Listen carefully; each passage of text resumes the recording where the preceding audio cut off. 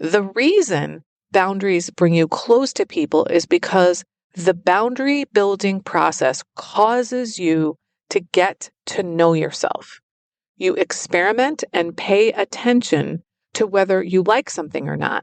Then you make decisions about what's okay and not okay based on what you learned. You try certain boundaries and you're like, well, that works for me and this doesn't work for me. That boundary needs to be a little bit looser. This boundary needs to be a little bit tighter. Then you know what's okay and not okay. And when you know that, you can communicate that to other people. But if you don't know those things, you go along with whatever others are doing around you. And you probably think this is going to get people to like me if I just agree to everything. But it's only going to get people who always want to be accommodated to like you. Hi, I'm Barb Nangle. I want to welcome you to my podcast, Fragmented to Whole Life Lessons from 12-Step Recovery, where I help people heal their emotional, psychological, and spiritual wounds and make deep, lasting changes in their lives. I'm a boundaries coach who specializes in helping women who say yes when they really want to say no, and who neglect themselves because they're so focused on others. I've coached hundreds of people to create Boundaries by Design, a blueprint for life. I have a free boundary building starter kit at boundariesstarterkit.com. On this podcast, I share my experience, strength, and hope from recovery. I don't support or endorse any particular 12-step recovery fellowship, and I don't claim to speak for any 12-step fellowship. I don't believe that 12-step recovery is the only way to recover. You might need additional help. I'm an avid beachcomber and a formerly closeted fan of the Hallmark Channel, especially the Christmas movies. I wear fingerless gloves almost all year round because my hands are always cold, and I love taking pictures of license plates with my initials BN on them. My hope is that you'll find my words concretely helpful in improving your life, whether you're in recovery or not. If you like what you've heard on this episode, please screenshot it and share it on your social media. Be sure to tag me at Higher Power Coaching.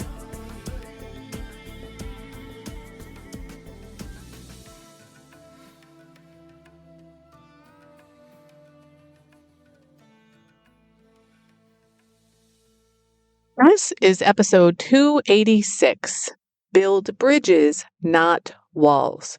How and why boundaries bring us closer to others. I came across a note that I wrote to myself that said, built to bond, boundaries bring us closer. And I thought, I don't think I've ever done a podcast episode on that topic. So here I am doing that. A lot of people think that boundaries are about building walls between us and other people. And in extremely rare cases, that is true. They are like walls because they need to be. If you have a dangerous or toxic person in your life, then you need a wall between you and that person. So go ahead and build a wall. But the large majority of the time, boundaries actually bring us closer to other people rather than farther away from them. We are built to bond with other people. And the best way that we bond with others is if they know who we actually are. This idea that boundaries bring us closer to other people explains why I was literally in dozens of dysfunctional romantic relationships until I had healthy boundaries. So what does this mean? Before I had healthy boundaries, I was like a chameleon, and I felt proud of that I could fit in everywhere. The way I think about it in retrospect is that there was a lot of Barb that was up for negotiation. The boundaries of Barb were nebulous. I didn't have clarity on where I ended and other people began. I didn't really know what I liked and didn't like, what I wanted, needed, and preferred. But I don't think I even understood that about myself, which is even worse. Not realizing that I didn't know those things. It's almost impossible to really connect with someone on a deep level if you're wishy-washy about who you are and where you stand and what's okay and not okay.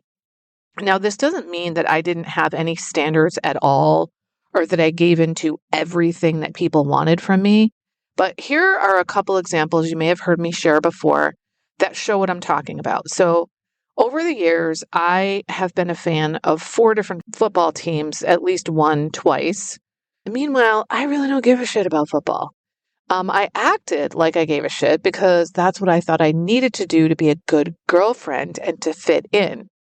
And back when I drank alcohol, whatever I drank at the time was based on who I was dating. So I drank beer in the beginning because it was cheap and that's what teenagers drank. And then I dated someone in my 20s who was really into wine. So I learned about wine and I drank that. Then I dated somebody who drank Jack Daniels. So I drank Jack Daniels and Diet Coke. And then I dated somebody who was a beer taster. So I learned to taste beers and came to determine that what I actually like is Belgian wheat beers. Now, I didn't even know that I didn't really like football or what I'd like to drink. I didn't know what was okay with me and not okay with me. So it's really hard to bond with someone and be close with them when you don't really know who you are. The reason boundaries bring you close to people is because the boundary building process causes you to get to know yourself. You experiment and pay attention to whether you like something or not. Then you make decisions about what's okay and not okay based on what you learned. You try certain boundaries and you're like, well, that works for me and this doesn't work for me. That boundary needs to be a little bit looser. This boundary needs to be a little bit tighter. Then you know what's okay and not okay. And when you know that, you can communicate that to other people. But if you don't know those things, you go along with whatever others are doing around you. And you probably think this is going to get people to like me if I just agree to everything. But it's only going to get people who always want to be accommodated to like you. When I tell people that my relationship with my sweetheart is the only healthy one I've ever been in, and that it has everything to do with my boundaries, and that one of the things that attracted me the most to him in the beginning was that he had really boundaries. They're like, what the hell does that mean exactly? Well, I'm about to tell you. What it really comes down to is that we tell the truth to each other. We say, I don't really want to do that, or that's not okay with me, or I have a concern. Can we talk about that now or would later be better? Or this isn't really working out. Can we try something different? Or I'm not really sure what you meant by that. Can you say a little bit more? Or I'm confused. I thought you wanted to do X, but now it seems like you want to do Y. So help me understand what you want. What this means is we come right out and ask precisely what we want to know. We come right out and say precisely what we want and don't want, rather than holding the other person accountable for figuring it out, which is what I did in all my previous relationships. Also, I tried to read their minds too. So I tried to figure out what they wanted rather than saying, I don't know what that means. Then I'd get mad at them for not figuring it out or get frustrated with myself when it was clear that I didn't figure it out properly. In fact, one of the things that came into my consciousness in the last couple of years is that when I would date people who'd say, you know, I can't read your mind, I would say to them, I don't expect you to read my mind. And I think that I actually meant it at the time, but I can see now that deep down, super subconsciously, I really wanted them to figure it out on their own. And it seems like I believed that if they really loved me, they would figure it out. Even though I told them, I don't want you to read my mind, what was going on was, yeah, I actually do want you to read my mind. That is just patently unfair to people. Now, I bet you've all heard that the thing that makes a good relationship is good communication. What that means is you're clear with people when they do something that bothers you, or when something isn't okay with you, or you don't really want to be involved in something, or a conversation is making you uncomfortable, then you tell them those things. It's almost impossible to be clear with people if you don't know these things about yourself. This is where healthy boundaries come in. If you are with somebody and you keep communicating these things clearly to them and they don't seem to care, then you get to decide, is this really the kind of person I want to be with? Do I want to be with somebody who doesn't give a shit about what I want, like, need, and prefer? Now, to be clear, it is not up to other people to meet our needs. That is our responsibility. We're responsible to other people, not for other people. We're responsible for ourselves. But if you're with someone who has no interest whatsoever in trying to accommodate anything about you, then that's not the right person for you. And perhaps you should leave them, even if you've been married to them for 40 fucking years. Unless, of course, you want to continue to suffer. Or if you still want to stay with them and choose not to suffer, then you're going to need to stop blaming them, because you are now choosing to stay in the relationship knowing they're not going to meet any of your needs, they're not going to accommodate you, and that this is a choice that you've made once you've realized this person isn't going to be there for me in the way I want and need them to. However, I'm not going to leave. And that means you stop holding them accountable. You stop punishing them and torturing them, and you stop suffering. Go elsewhere to get that kind of validation, etc., that you were looking for in that relationship, maybe in your friendships with colleagues or family. Ask yourself, where can you be with people who actually want to help accommodate you so you can have more of the kind of life that you want? So when I say boundaries bring us closer to other people, it's because we're telling people the truth about what's okay and what's not okay with us. They get to know who we actually are, and we can be our authentic, vulnerable selves with them. The only way to be close with people, to have intimacy with people, is if you tell them the truth. If you are lying to people all the time, you're hiding from them. And that's what I did in all my previous relationships, including family, colleagues, and friends, but especially in romance. I was hiding pieces of me that I just didn't want them to know about. Now that is not sustainable, at least not for me. And it explains why I was incapable of being in healthy relationships, because I was incapable of being honest with people. And I was likely with people who weren't being honest with me either. And clearly, they were okay with being with someone who wasn't really open with them. So if you really want to have emotionally intimate relationships with other people, building healthy boundaries is a great skill to prepare you to do that. The way I learned how to communicate effectively with others was through the process of building boundaries.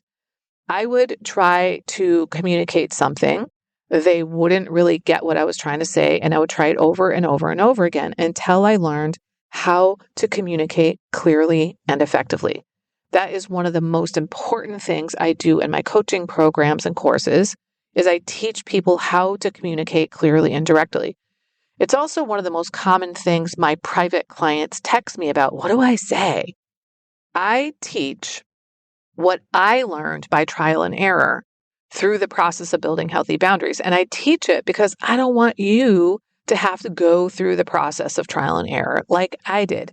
So if you want to truly bond with others and have healthy relationships, whether they're romantic, familial, friendships, collegial, it's going to be a lot easier if you have healthy boundaries.